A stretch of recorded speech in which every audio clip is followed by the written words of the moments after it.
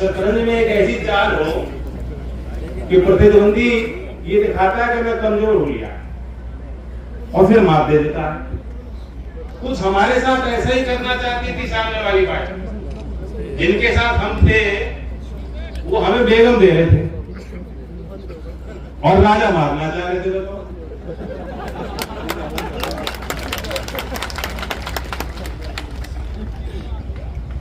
हमें कोई मलाल नहीं है, उनकी अपनी जिम्मेदारी अपने दल के लिए, मेरी जिम्मेदारी अपने लोगों की। मामा भूलने जाइए जीती सर। करोड़ों करोड़ों युवाओं की दिलों की धड़कन और युवाओं की आवाज हमने राष्ट्रीय अध्यक्ष राष्ट्रीय मोर्चा के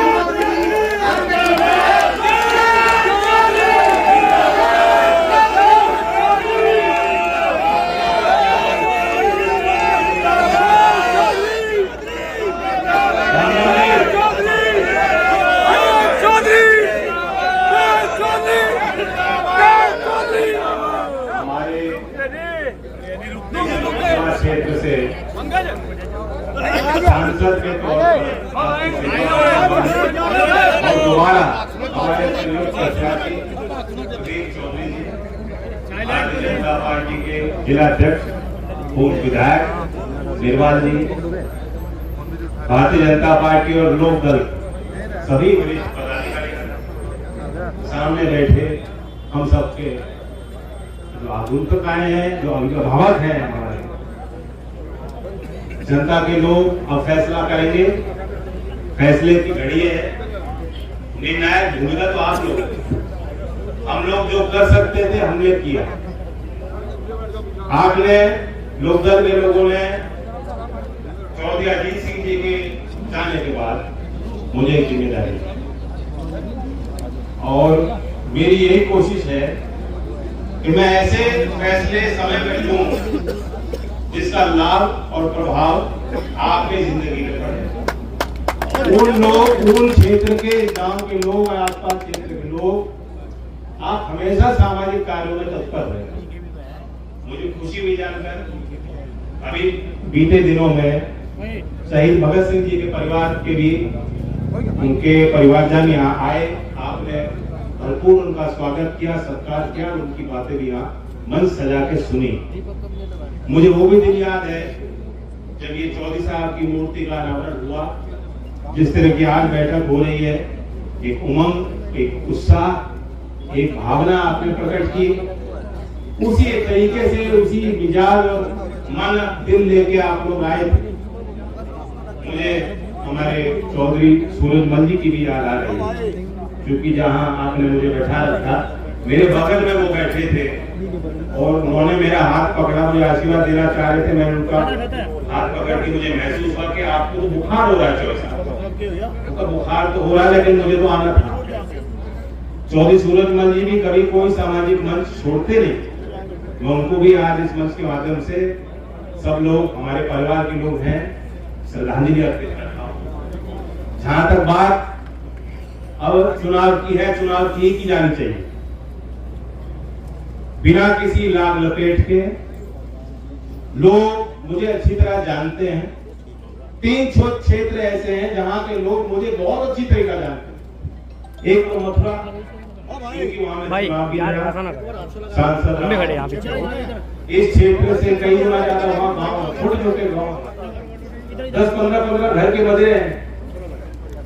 कभी उनकी बसावट हुई बड़े गांव से निकल के, निकासी उनकी, अब उनकी वहीं पे सब परिवार, वही उनका गांव। फिर भी मैंने कोई छोटा गांव वहां छोड़ा नहीं। हर गांव में मैं गया। उसी तरीके से बागपत क्षेत्र तो ऐसा है जो आप जानते हो, चौधरी चरण सिंह जी के समय से चौधरी अजीत सिंह जी वहां चुनाव लड़ते भी थे और जीतते भी थे। पिछला चुनाव में वहां से लड़ा।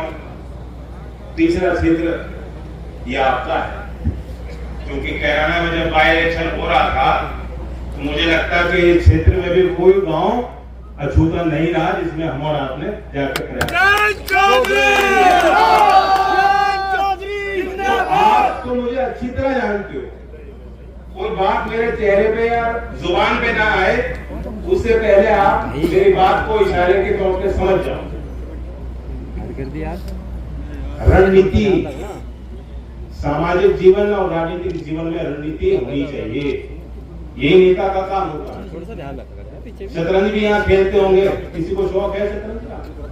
अरे शतरंज देश में क्या हो रहा है, कौन से मुद्दे आगे बढ़ चढ़कर जिनकी सरोकार जनता के बीच में है, विश्वास जनता का किन लोगों पर है, उसे हमने और आपने भी देखा। और नेता की बड़ी जिम्मेदारी होती है, कभी कभी तो कड़वे फैसले लेने पड़ते हैं, लोग बनाने पड़ते हैं कि भाई साथ दो, अब तो फैसला हो लिया। और कभी कभी ऐसा होता है कि जनता फैसले लेती है और नेता कहती है कि जनता ही सही है, मैं जनता के साथ चलूं। जनता के आगे आगे चलने वाला भी नेता होता है, जनता को मोड़ने वाला भी नेता होता है। और कभी कभी जो जनता का निर्णय, जनता का मिजाज, जनता का जो मन, कौन सी बात जनता को ठीक लग रही है, उस बात के साथ खड़े होने वाला व्यक्ति भी नेता होता है। और मैं लोकल वालों को समझा सकता हूँ, मैं तो लोकल के लोगों से खास तौर पे बात करने आया हूँ। बीजेपी के उम्मीदवार हैं हमारे, लोकल वाले पूरे अधिकार के साथ इनसे काम मिलेंगे और लोकल के मान सम्मान और कार्यकर्ता के मान सम्मान के लिए हम कसर कर भी सकते हैं, ये कसर नहीं छोड़ने वाले।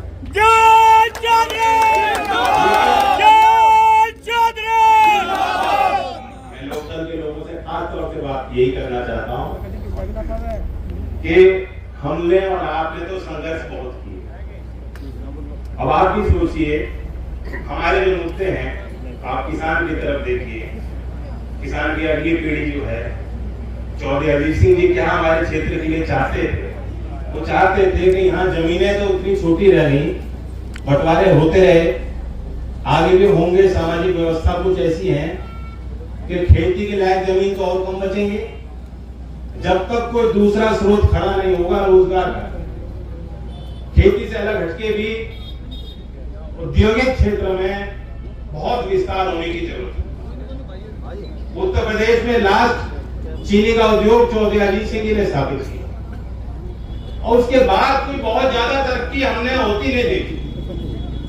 अब हमने देखा है कि सरकार ने जो केंद्र में है, उन्होंने एक इच्छा शक्ति उनकी है जो प्रबल है और जो दिखाई पड़ती है। इनके नजर में कोई काम छोटा नहीं होता। जब तक ये सोच हम समाज में और नेताओं में पैदा नहीं करेंगे कि काम कोई कमजोरी या छोटा नहीं होता। खासकर मजदूरी करने वाला मजदूर, जो कारीगर हैं, कुम्हार है, लोहार है, सुनार है, जो हाथों से काम करते हैं, आपको लगता है कि यार ये तो बहुत छोटे हैं।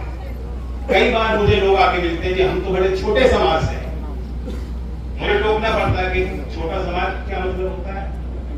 तो ये जो छोटे बड़े की आपस में बैर करने की हमारे क्षेत्र में पुरानी फितरत रही है और ये रोग की तरह है। इस व्यवस्था से बाहर निकलते हो, शहर में चले जाते हैं लोग, तब भी वो जाति से नहीं ऊपर उठ पाते। यही तो चौधरी चरण सिंह जी की मुख्य लड़ाई थी। वो जातियों को के महत्व इतना ही देते थे कि उनको यह समझ में था कि मंच पे, राजनीतिक व्यवस्था में, सामाजिक मुख्य धारा में हमें ख्याल रखना है, कोई भी जाति वंचित ना रह जाए। इसलिए बहुत से ऐसे समाज के लोग जिनको कभी मौका नहीं मिला, चौधरी साहब ने बीकेडी के समय से उनको चुनाव भी लड़ाया, संगठन में भी। आज वही हम स्थिति देख रहे हैं, वही एक राजनीतिक सोच देश में विकसित करने की कोशिश सरकार में बैठे लोग कर रहे हैं। एक योजना का नाम मैं बताना चाहता हूं, जो उदाहरण है, विश्वकर्मा योजना। नरेगा योजना है मजदूर के लिए, लेकिन गांव में हो या शहर में हो, जो कारीगर है, जो नाव बनाता है, जो बर्तन बनाते हैं, जो मूर्तिकार है, जो माला बनाते हैं, वही लोहार, कुम्हार, सुनार, इनके लिए कौन सी योजना बनी थी? 13,000 करोड़ की योजना है। किस तरीके से इन लोगों को हम प्रशिक्षित करें, उनको लाखों रुपए तक का लोन देने की व्यवस्था अभी सितंबर 2023 में लॉन्च हुई प्रधानमंत्री विश्वकर्मा योजना। इसकी अभी शायद बहुत लोगों को जानकारी नहीं है, लेकिन हम लोग मंचों से इसलिए बताने आए हैं कि बहुत बारीकी से सोचा जा रहा है किसान और भमेरे की। अब किसान की मुख्य बात है दाम की। हर फसल का दाम कैसे बेहतर किसान को दिया जाए, कैसे सुनिश्चित हो। गन्ने की फसल की अपनी समस्याएं हैं। अब मैं धान का एग्जाम्पल देना चाहता हूं। आज यहां अखबारों में छपी नहीं होगी बात। पहली बार भारत सरकार ने 2020 में इसका प्रयोग किया। बाली में मंत्रियों की एक कॉन्फ्रेंस हुई संयुक्त राष्ट्र के तत्वाधान में, और वहां एक औजार तैयार किया गया। 5वीं बार 2020 के बाद भारत सरकार ने इसका प्रयोग किया है किसानों का बचाव करने के लिए। आपको मालूम है कि WTO के नियम है कि भारत जैसे विकासशील देश, कृषि प्रधान देश, जितना किसी फसल का देश में उत्पाद होता है उससे 10% ज्यादा समर्थन किसानों को नहीं दे सकते। ये आज की शर्त नहीं है, आज का कानून नहीं, पहले से लागू WTO के तहत चल रहा है। लेकिन 2020 में सरकार ने कहा नहीं, हम बड़े पैमाने पे किसानों से खरीदना भी चाहते हैं, उसका भंडारण भी करना चाहते हैं, उसका वितरण करना चाहते हैं। और फिर हाल में 5वीं बार भारत सरकार ने कहा कि धान की हमने total value of production $5300 crore है, और हमने उसका 12% यानी 10% को लांग दिया।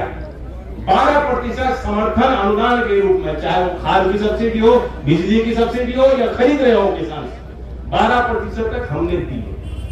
और भारत सरकार ने छूट मांगी है WTO। तो मंच पे कह देना बहुत आसान है, लेकिन भारत सरकार मेरी नजर में आज इन विषयों को लेकर बेहद गंभीर है।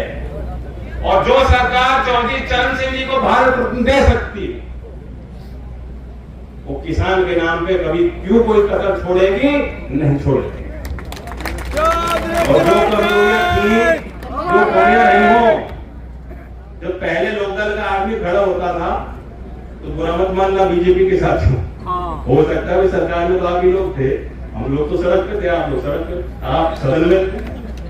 हो सकता है ये लोग सोचते हुए प्रतिद्वंदी आ गए हमारे, लेकिन आज जब लोकदल का रंग हरे रंग का पट्टा और टोपी पहन के आप जाओगे तो कहेंगे हमारे सहयोगी आ गए, हमारे साथी आ गए। जब मैं किसी मेज पे बैठ के, चाहे मुख्यमंत्री के यहाँ हो, चाहे देश के किसी कार्यालय के अंदर हो, किसी मंत्रालय की बात हो या प्रधानमंत्री के सामने कोई बात हो, अगर मैं खड़े होकर यहाँ शामली के लिए या किसानों के लिए जो लोकदल की विचारधारा 24 साल की है उससे जुड़ी कोई बात कहूंगा, तो आज उस बात को लोग हाथों हाथ लेंगे, गले मिलाकर हमारे काम को पूरा करने।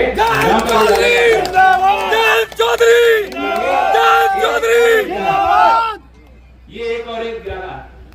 अब अखिलेश जी तो मुझे 6 और 7 का गणित सिखाना चाह रहे हैं, पर मैंने बता दिया बेगम हमें दे रहे थे और मारना हमें चाह रहे थे। तो इसका तोड़ भी आपको ही ढूंढना पड़ेगा। प्रदीप जी भी सहयोग करेंगे किसान के विषयों पे, पूरे अधिकार के साथ अब जाके दमदारी से अपने काम कराना, हाथ पकड़ के अपने गांव की तस्वीर दिखाना। ऊन के लोगों का, इस क्षेत्र के लोगों का विशेष तौर से मैं धन्यवाद देता हूँ। यहाँ से मुझे जाना है मुजफ्फरनगर और फिर बिजनौर, आज कार्यक्रम बिजनौर क्षेत्र के लिए।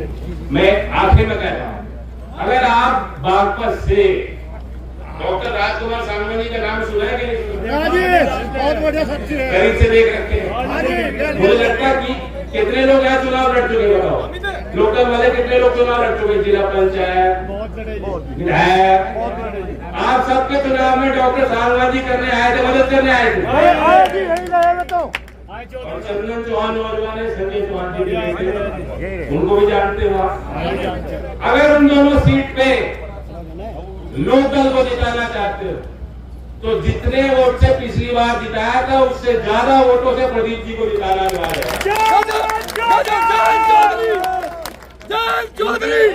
पहले समय होता था कि आप कहीं कुछ कह लो, दूसरी जगह जाके कुछ और कह लो, अब नहीं पॉसिबल।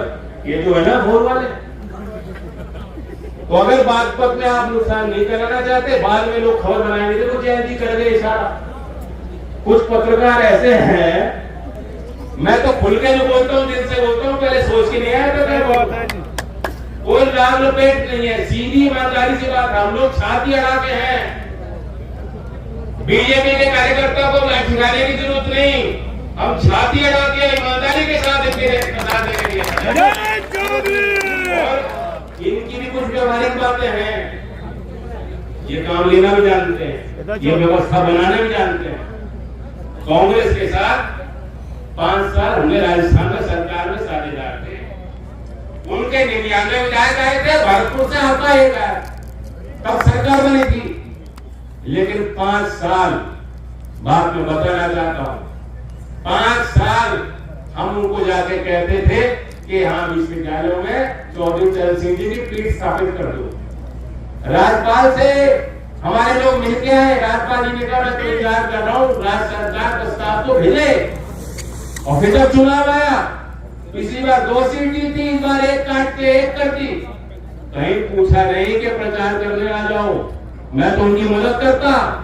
और यहाँ बीजेपी 13 तारीख में मुझे बीकानेर और चुरू बुला रही है कि आइए और 400 पार का नारा दे के मोदी जी को मजबूत कीजिए। तो ये तो फर्क दिखाई दे रहा होगा लोगों को। हम लोग जो करते हैं मान सम्मान के लिए करते हैं, बाकी सब बात पीछे है। दिलता करता है, दिलता। जो पगड़ी बनाई वो मान सम्मान की पगड़ी है, वो महज कपड़ा नहीं है, मैंने उतार दी बदलन ना। चौधरी अजीत सिंह जी के जाने के बाद खबरौली में जब आपने पगड़ी पहनाई है, तो मैं तो ये मानता हूँ कि पगड़ी आपके मान सम्मान की, बहुत बढ़िया। मान सम्मान की रक्षा भी आपको करनी है, हमारे गठबंधन को मजबूत बनाना। चौधरी साहब